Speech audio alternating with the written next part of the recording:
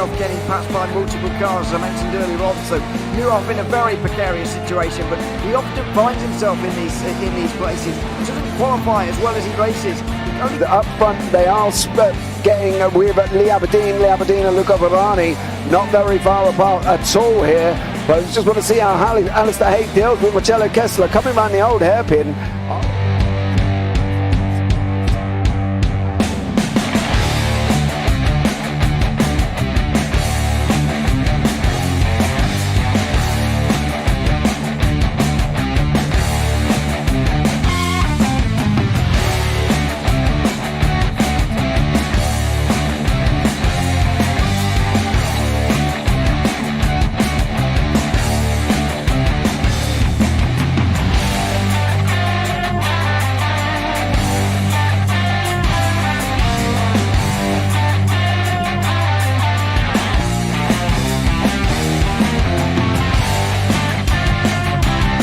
I would say it's not the best decision they've ever made, just not having done that under the safety car, really. Yeah, they're taking their pit stop strategies from Ferrari lately or something. What's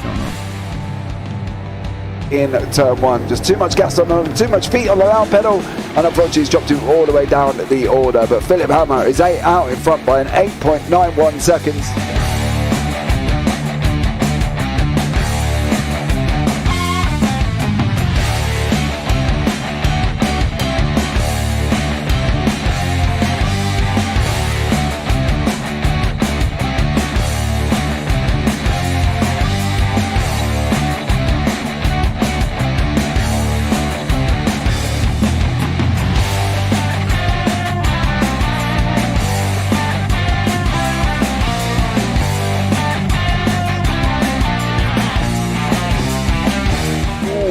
Dan Michael is a wall there, sir.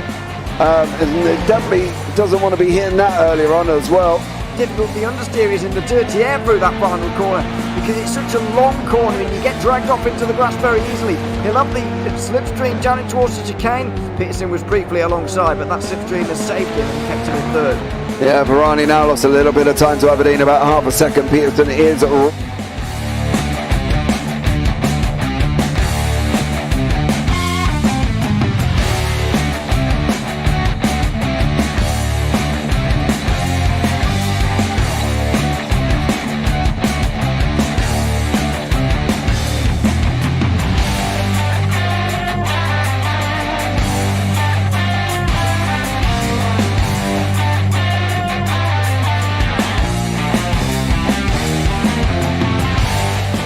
Pike's pushed Morton forward up ahead. He's got out of line. It's now Pike going to have a go at Werrell. Don't push him off. He's in the championship fight. Jack Werrell chasing down Carl Jacklin. Further down, Rob Williams and Chris Barnes. Sensational run outside line now though for the heavy braking zone. Around the outside goes the Audi R8. Look how much Miller's come back into play. Exactly. Miller's still start trouble. He's not on second and change. All of a sudden Miller's back in play.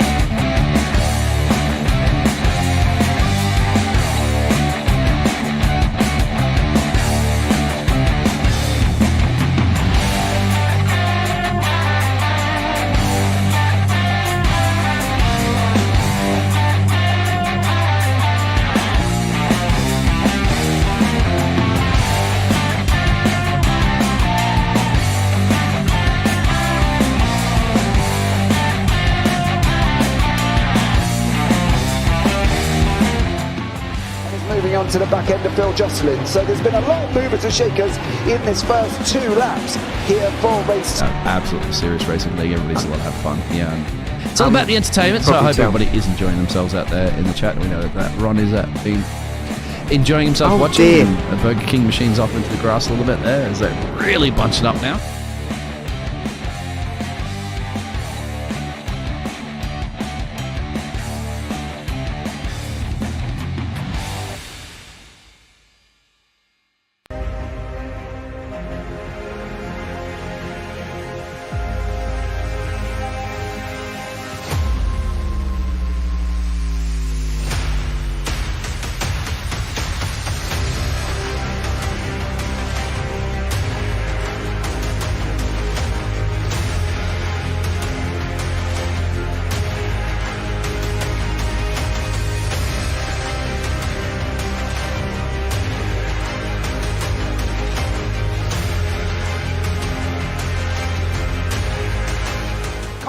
Does he have it? Medeiros is going to get it. Oh, look at the toss. They haven't got it. He's on the outside line though, going into the fastest corner on the circuit. Surely this can't work. Dominic Ligner has got a sensational run outside line now though for the heavy braking zone. Around the outside goes the Audi R8. Look how much Miller's caught back into play. Exactly. Miller's still such trouble. He's not on second and change. All of a sudden, Miller's back in play. Can Barry do it? Big Barry's going to do it. Big Barry.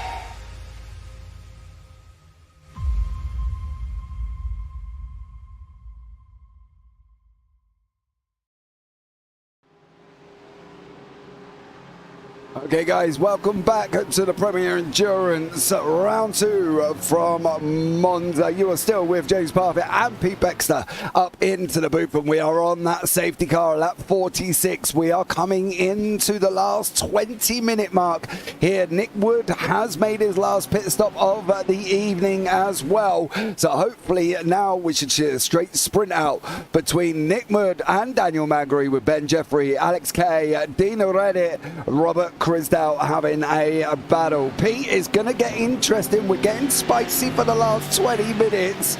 This is going to surely be a straight sprint epic ending to this race. It's to be a straight sprint. I don't know about you, mate, but this safety car has kept me on edge. I feel like I've had 3 meals, a bottle of red wine and a hot chocolate fudge sundae to get to this point in time. Yeah, the challenges, the guys who went through the pit stops in the safety car, Nick Wood and Dan Magri, those two guys who pitted on lap 32, they've done their splash and dash now, so they are good to go to the end. And the interesting thing to note, the fast man of the race, Owen Coleman, is sitting right in between them, but they've got a challenger who is sitting out in the front. So that's an interesting thing to see.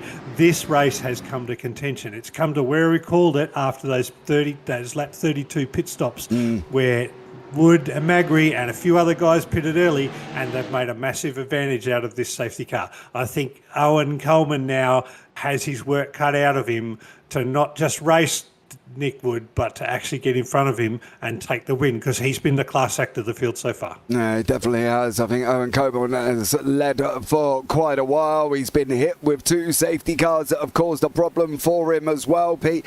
And that's the thing. He kind of got in and got the job done, really, for Coleman. He built up that 8-second gap safety car, builds up 3-second gap safety car. You know, he's had rotten luck with the safety car, but this last one might have just worked out in his favour, to be honest, because I think now he's put himself in prime position. You know, we've Scott Latella out in front at the moment. He is there, guys, as well. He's had a bit of an internet issue here today, so he is out there at the moment, but he is obviously of the Challengers and Elites. Obviously, you know, if you have just joined us, the Challengers are orange, Elites are green.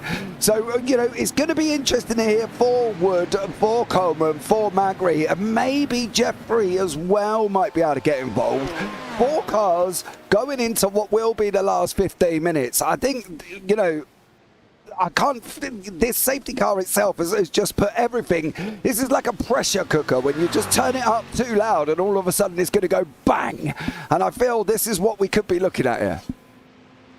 Well, yeah, don't forget safety cars breed safety cars, as the old saying goes. So, you know, it's not just a sprint race. And one of the things we've seen in this race already is we've seen a lot of people take what we consider to be almost desperate style dives, like diving into some chicanes well and truly before earning the right to overtake.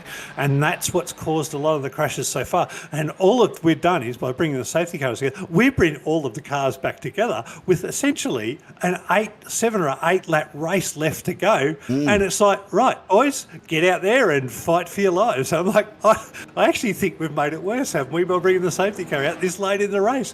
Holy crap, it's exciting though. Yeah, I think bringing everybody together is going to make this ending just absolutely unbelievable. And if you haven't watched any of it, you should definitely go back and watch it, because it's been an enthralling, thrilling, nerve-wracking, nail-biting race so far, and I can't see this one being any different. This ending has brought the whole field back within reach. It's only going to, I'm really hoping, no, Pete, I've got to be honest, that turn 1 down in the Prima Variante, I hope they manage it well, because I'd hate to see the likes of Nick Wood, Daniel Magri, Owen Coleman get involved in something silly this close to the end of the race, because that's the worst thing we could have.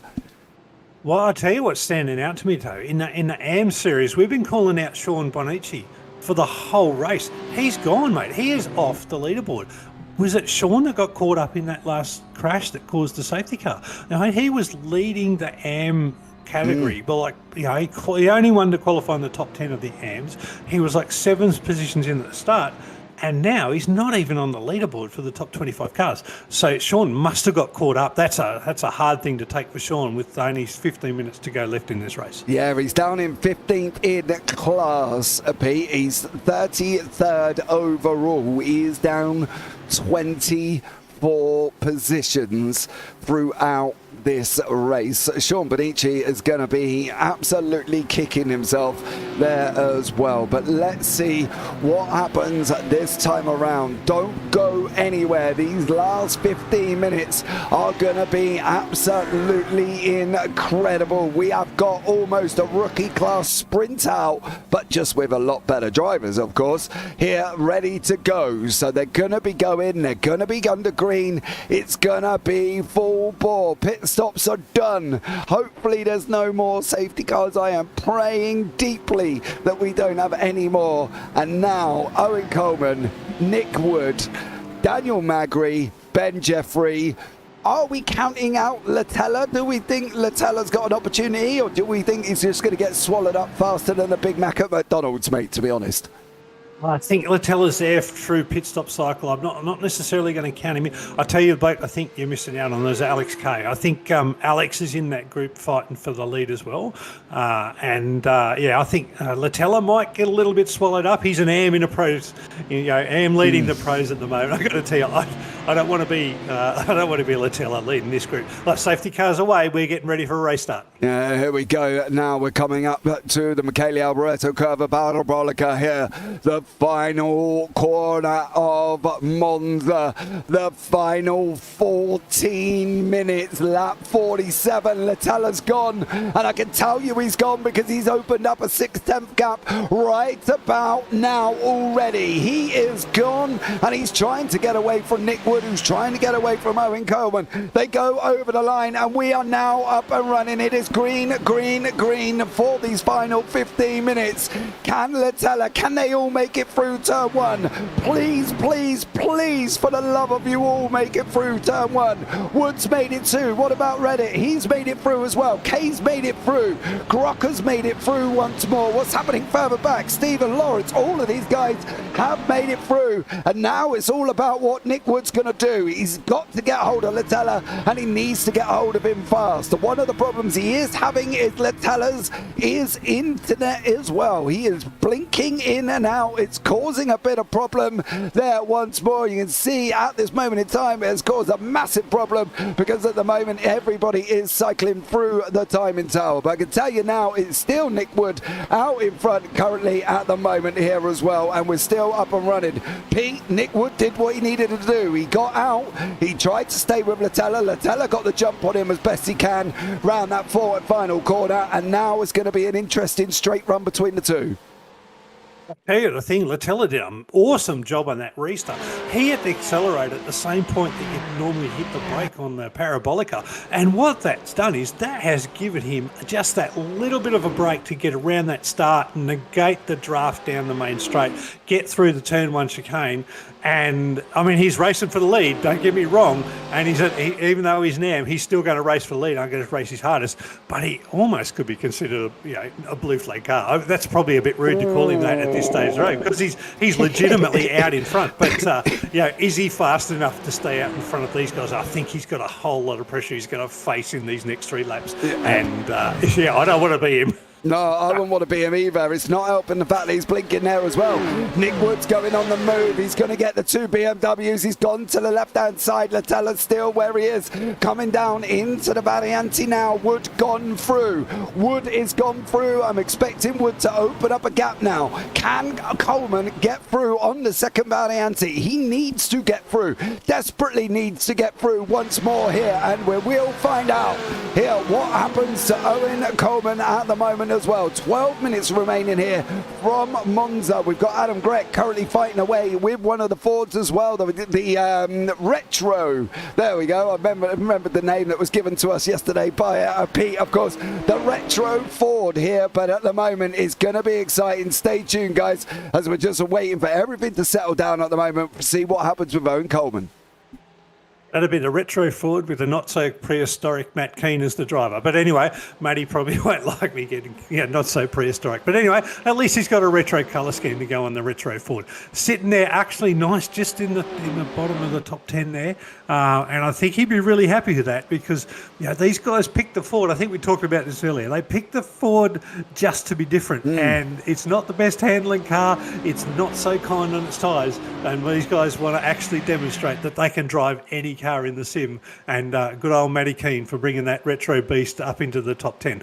But have a look at Nick Wood. He has just got that little bit of break. He's not necessarily pulling away here from Latella like I thought he might. I thought he might be able to eke out just a little bit of a gap, 0.3, 0.4, 0.5 seconds, and just get himself in a gap, because I know once Owen Coleman gets around Latella, and I'm pretty sure he will very shortly, I think Owen Coleman's going to hunt down Nick Wood and be on his tail like a teenager sniffing heat. Absolutely. The problem is, though, as well, Pete, is Coleman's... that should have been a...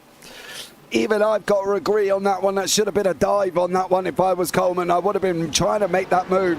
Latella's not helping the situation with the blinking in and out. Don't get me wrong. But for Owen Coleman, he's losing time. The gap's nearly out to 6th, 10th. Wood is pulling out tenths a little bit at a time. He's getting bits. He's getting a sniff. He can smell the win. Can Nick Wood wrap it up in these last 10 minutes, though, Pete? What do we think? Coleman's got to get past Latella, and he's got to do it soon. Oh, I'm thinking this is the best advantage Nick has got to take to actually claim this race. Not convinced that he's actually there yet, but so we'll see how time tells. But the interesting thing, Coleman is right up the back of Latella. I don't think it's going to be long before he does have a go.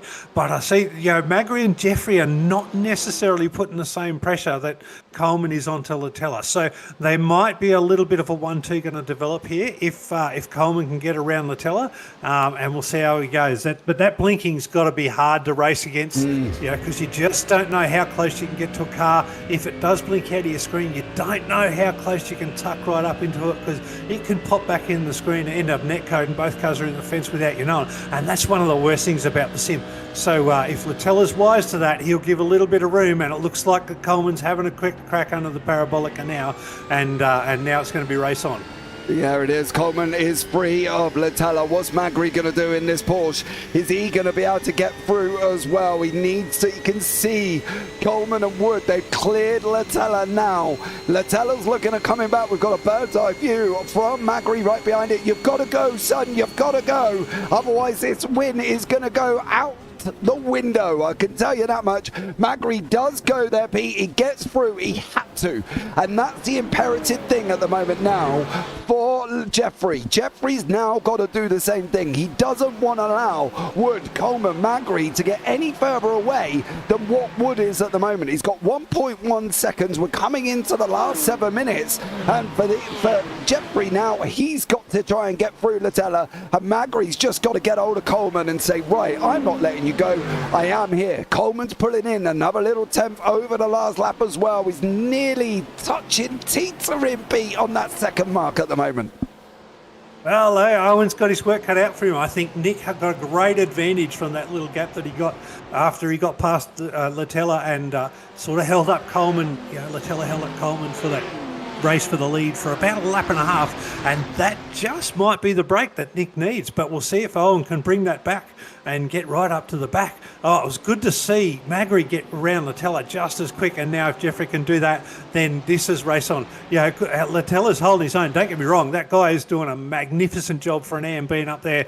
Just dropped off the podium positions, but he's got a whole posse of pro drivers up there that just want to take every position off him that they can. Yeah, absolutely. And one of them is Jeffrey.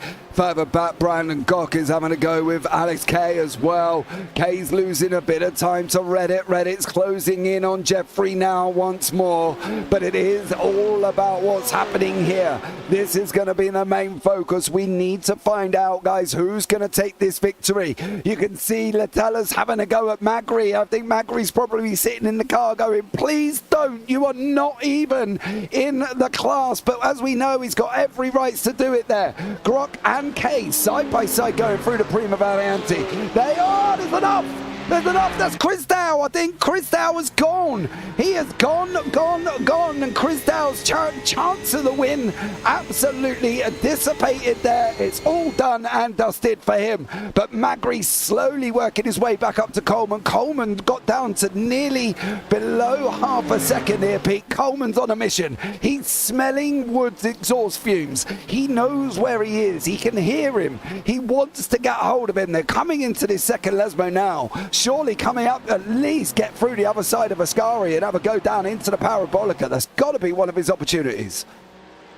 Well, Owen Coleman and Nick Wood have raced together quite a lot of times. So, they're quite consistent. They're two drivers that are about the same speed. I don't think they're going to give each other too much quarter, but I don't think so. I don't think Owen's going to stick the nose down where it probably shouldn't be. I think there's a whole lot of respect there. It was interesting to see that in the time that I was watching the replay to see whether Alex Kay played a part in that off there for what's his name? Goodstyle. I've forgotten straight away already for Goodstyle. But it looked like there might have been a little bit of car contact coming out of Scurry 1. But in that 25-30 seconds I had to look at that replay, Owen Coleman had picked up about 0.4 of a second on Nick Wood. I'm like, where is this time coming from? Yeah, he's on a full. But I don't think, honestly, we can sit here and be too surprised about it, though, because he's done it all race. He opened up that 7.5 seconds in that first run. He knew what he needed to do. As soon as the safety car went in, I think it was lap 5, the very first one, Wood was gone. He had fire, he had glue on them tyres of that Merc, and Coleman had just put it down and said, I am going. And he opened up 8 seconds, and then all of a sudden, he had that problem with the safety car come back out as well. And unfortunately, he lost all of that time that he has gained from that moment. But I don't think it's going to be very long for Coleman to get back on. I think it's going to be a straight shootout between Wood and Coleman. I don't know if Magri's got enough pace. I'm a little bit worried about Magri, I'm not going to lie, because I don't know if he's got enough to pull in that 1.6 seconds. I think we're looking over the last 3 minutes here, Pete. I think it's going to be a Wood-Coleman fight. So if you're Magri, are you racing for third now, or are you still racing for first? I think the one thing you've forgotten also with Owen Coleman is whilst he had that 8 seconds, he also saved fuel to do an extra lap before everybody else on that first pit stop. So Owen, he's not cruising, he's going fast, but he's going fast efficiently. And that means that he's got speed and he's not going to wear the tyres out like some others might. Now, we haven't seen a lot from Nick Wood because Nick's been stuck in traffic a lot through the race. Nick's got back up here through smart strategy, smart pit stops, timely pit stops with that safety car at lap 32 that others didn't take. So he's back up the front.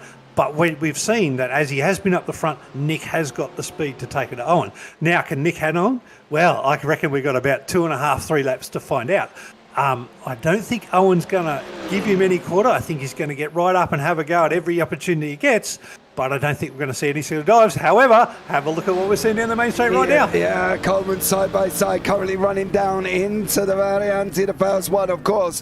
Here once more, we have seen it. They are side by side. Please don't do anything crazy. You can see Magri and Jeffrey entered in side by side as well. Jeffrey's unhappy. He's on the lights. He's there, not chuffed with Magri whatsoever. It's either that or he's saying, I'm just here and well done, great race. But I've got a funny feeling Magri's racing for third. He's too far back from these two warriors that are out in front at the moment, Wood and Coleman. Jeffrey's going once more. He's trying to have a go. He put his nose there. Magri cut it off and said, no, if you're going to do that, we are going to end up in the gravel. Not this close to the end. I've got a funny feeling with this 147, we are looking at they're going to be entering onto the final lap of the race very, very shortly. They've gone round the second Lesmo. They're running up the curve of the Sereglio, excuse my Italian, and then then they'll be into Ascari for what probably will be one of the final times. We're going to have one more lap here, Pete. I think this is going to be a straight shootout.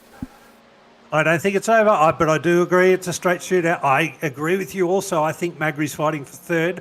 I think he's out of the podium race now, and this really is Nick Wood versus Owen Coleman. And the thing to stand out, Nick Wood's sitting third in the championship after the last round. Owen Coleman's on a fight back. He had a shocker in the first round. So, if you're Owen, do you really have to win, or do you want to settle for a second place, given that you had a P30 in round one out of a 5-round season, right? So, there's a lot there to risk if he goes for it and actually takes both of the cars out, whereas Nick Wood's already got a good result on the board. I didn't see any white flag. I did not see Barney waving.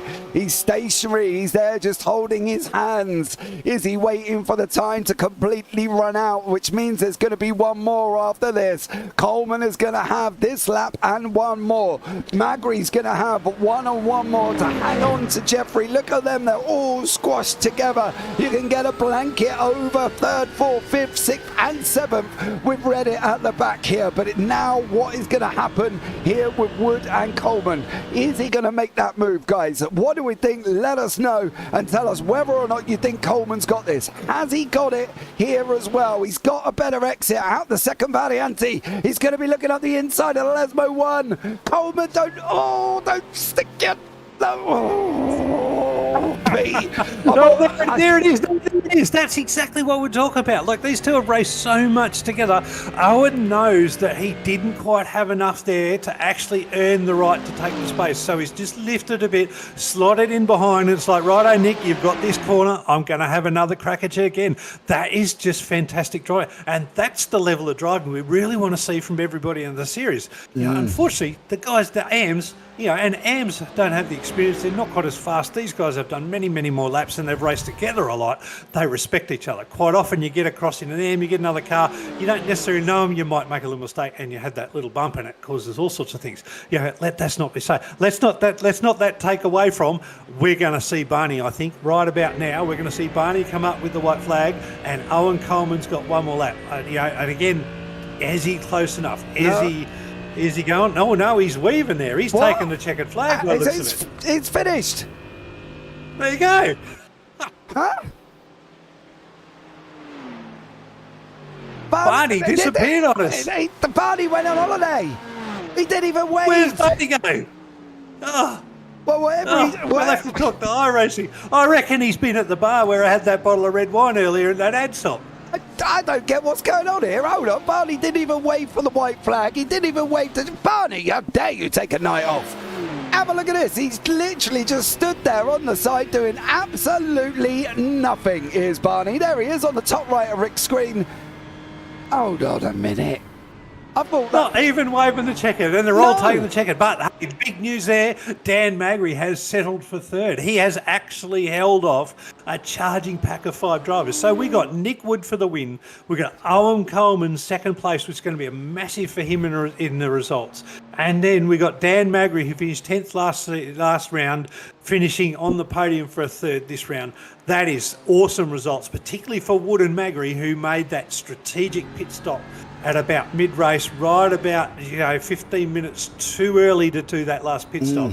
They made that work, and they made that work with the safety car. So well done to those two guys, and to every other guy that put a fight on. I tell you what, that was some fabulous racing in the last 15 minutes here. It definitely was. We've got Stefan Mellis, who's one of the highest gainers. He's up 25. Then we got Magri's up 21. Matty Keane in that Ford up 27. And Hayden Norris up 37 positions. You got to admit, that absolute was a barnstorming race at the end there as well. Them last laps, I think, do you know, the wonder was when Coleman went to make that move, I think I personally, honestly, going through Lesmo 2 is never a good idea to try and make a move, or Lesmo 1, right? I think for Coleman, he kind of made a mistake there. I think he should have just sat in behind Wood and used the run down into Ascari and used the run into the Parabolica and see if he can pip him in the last corner. I think with Coleman making that move, though, Pete, he put himself too far back, which didn't allow him to be able to make the move any further on in the lap.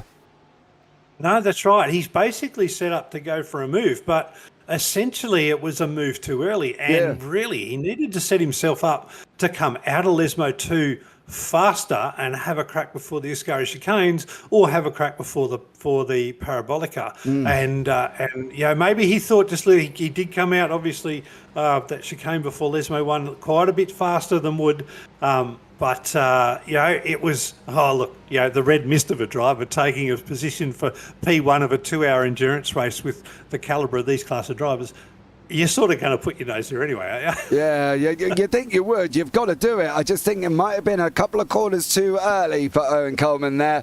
But let's bring you up the final results. Nick Wood takes the win by half a second. That half a second does not even justify how close it actually was. Daniel Magri in third, Benn Jeffery in fourth.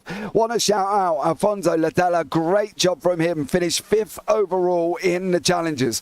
Brandon Grock in sixth. He read it in seventh. Matty Keane in that Ford in eighth. Trent Allen ninth. Alec Kay in 10th. Stephen Lawrence in 11th. Hayden Norris 12th. Joshua Martinez in 13th. And Richard Meyer in 14th. Dean Hunt and Jesse McMiniman rounds out the podium for the challengers, with Brant Tucker just missing out there by about 8 thousandths of a second. It was a close run. Adam Jepson managed to battle his way back into 18th overall. We saw him have that first lap incident. Robert Crisdale in 19th after his spin right near the end. Cameron Edwards in 20th. Andrew Dutch in 21st. Simon Honey in 22nd. Luke McKay 23rd. And Kevin Little in 24th. Ricky Provenzali there in 25th place. Not bad for a man who didn't even make the start. He didn't even get into the session till late, and he was already laps down. He's benefited from the safety cars. Great 25th there. Leave McClymont in 26th. Stefan Mellis 28th, and 27th. Sean Benucci in 28th there, Pete. He was up the front of the challengers. He is going to be kicking himself, I can tell you that much. Martin Hallinan in 29th, Jimmy Middleton in 30th, Justin Davies in 31st, Christopher Ruddle 32nd, Jamie Stewart in 33rd, Tim Fuge 34th, Adam Holland in 35th, and Robert Colbreth in 36th, Nick Petrell in 37th, and Adrian Gretsch in 38th place there. Is there any more past 38th? Let's see if we can. There we go. Braden O'Loughlin in 39th, Rue Coistra in 40th, Matthew Gerard in 41, Bruce Barnes 42, Matty Andrews 43, Simon Larder 44, Matt Carrig in 45, 19 laps down. These are the guys that didn't finish. Scott Mitchell, Jackson Pringle. Well, I'd hate to be in the chat with Virtual Motorsport Mentor Esports after him and Adam Jepson had a coming together on lap 1, turn 1. Not ideal for a team, I'm not gonna lie. There will be some conversations happening, I'm sure. Mark Foster, Alan Dawson and Matthew Norris also did not even finish. The last two didn't even start the race there as well. Pete, I think we can safely say that that race itself was just absolutely epic from the beginning. Jepson and Pringle coming together on turn 1. Safety car early on. Then Coleman goes out, bangs out 8 seconds. Safety car again. Then another one. Owen Coleman is the most unluckiest man with safety cars. But I think going forward into the next one, I think it's going to be very, very, very interesting. Well, I think that's good for Owen Coleman, because what he's done is he's proved to everybody that he can race at the front with this group. And the round 1 result coming P30 is not indicative of what Owens normally used to race at. So to be out there P1 and P2 racing with Nick and essentially the class of the field tonight, I think that's ominous for the rest of the season. And the Virtual Motorsport Mentor team's going to have their eyes open for Owen in the background and see where he is. But yeah, that VMM team, I think they're going to have a little bit of, it'll be an interesting debrief. I'm not sure if I want to be a fly on the wall. There might be a few spats flying there. There's going to be, these are the guys that train the rest of us, right? So, to have that first lap incident and make the race challenging for one of their guys that's actually up the top challenging for the season, for a sponsor team, Pretty hard night for them. But look, they're going to bounce back strong, and I have no doubt. They put 2 or 3 cars at the front of the grid tonight. They had 6 cars, like it was all Porsches. They had almost the front 6 positions at Barcelona. They're going to come back strong for the next round at Road Atlanta.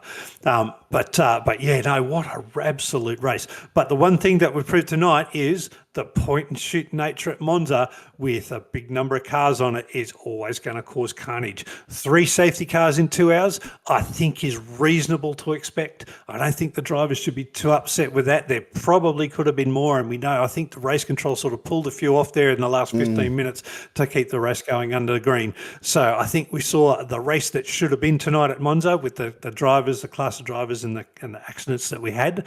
And those that prevailed well under strategy and strong driving. Bring on Road Atlanta, James. Bring it on. Yeah, absolutely. I'm going to be interested to see what Coleman does, whether or not he's going to be able to take the win. Can he hold? Can he get it? He was there. He could smell it. It's like walking past a fish and chip shop and smelling the salt and vinegar. But yet, he just wasn't there. And the saying goes over here in the wonderful UK, you're dangling the carrot, but you never actually fed the donkey. So stay tuned, guys, as we're back for round 3 at Road Atlanta for the Aussie Series on the 8th of October. Don't forget, the GT3 UK will kick off on the 24th of September. So this month, in 2 weeks' time, stay tuned for that one as well. But Pete, I think that's going to wrap it up for today. Final words from you? Look, just got to thank Game and Gear Direct for putting this on. Don't forget there's a GT4 race on the 23rd, the night before the UK GT3 race. I think that's awesome. The GT4 only goes for an hour, so that's for us guys who can't quite handle, the older fellas that drive on the sim, can't quite handle 2 hours of driving. Looking forward to the Premier Endurance League continuing both the Australian GT3 and the UK GT3 series.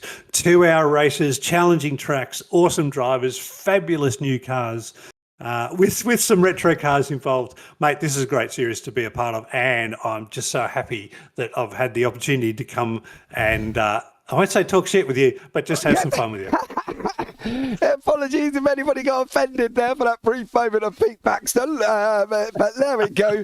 Anyway, guys, that's going to wrap it up. I've had some great enjoyments doing this. It's been absolutely amazing. Don't forget, GT3 UK on the 24th. GT4, well, that will be the 24th for anybody in the UK, the 23rd, yeah, I think that's the way around from Oz as well. Time zones are not my strongest point here, guys, but that's going to wrap it up here on the Premier Endurance YouTube channel. Don't forget, like, subscribe, turn on the bells, because there's more action up and coming. I've been James Parfitt alongside Pete Baxter. You all take care. Have a great week, and you never know, we might see you on the track sometime.